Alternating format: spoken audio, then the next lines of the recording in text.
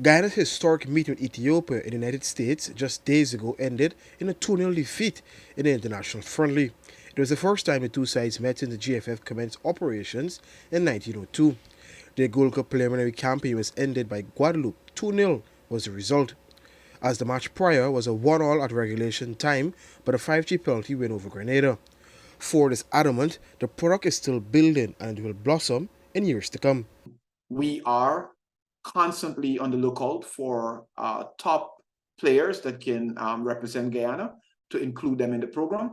And as you can see, our local players are getting in essential game time, and they're also getting a lot of training hours through the national team program. So I believe that we have more than enough reason to be very positive. In making giant leaps in football is not something that happens overnight. And, no one is sitting around and waiting. Guyana is busy working. And I believe that we will see the fruits of our labor in the next couple of years. And I have every reason to believe, as we have been doing in all of the other editions, we're going to be pushing for the win of our group this time around, because it is important for the brand, for marketing, for many other reasons that we get to the round of 16. As the coaching staff admitted, a glaring issue is scoring goals. Throughout their Six Nation Leagues matches last season, they scored just 6 goals and conceded 14. And to add deeper context, they struggled to score in some of their preparation matches for the Gold Cup preliminaries. Forde indicated they would implement a new scouting program to help bring better players into the setup. For years, Faisal Khan played a key role in recruiting players based in diaspora to the squad.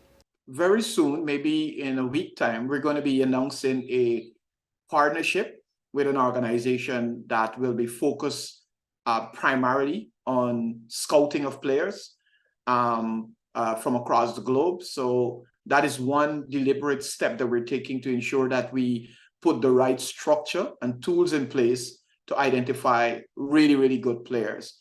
And indeed, over the past, I believe, better part of 2 to 3 years, we've seen that finishing has been one of our biggest challenges.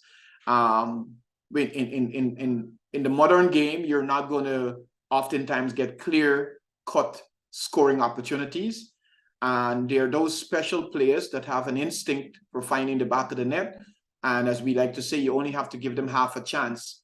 And they're either going to call the keeper into making a brilliant save, or they're going to put the ball in the back of the goal for you.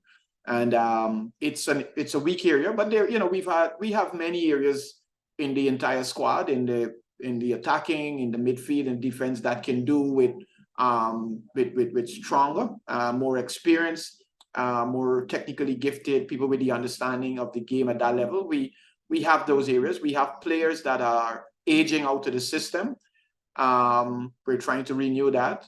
So it's just not one area, because the amount of opportunities that a striker has is based on the work that is being done by the midfielders. How often they can get the ball, the right passes to him at the right time, the right moment, in the right position. So it's a combination of things. So we are doing something that is very broad. We'll be announcing it soon. That would certainly positively impact our scouting infrastructure. For the Jaguars, attention will be on the new season of the Nations League.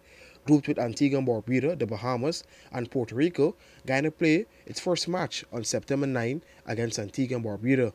For the newsroom, Akim Green.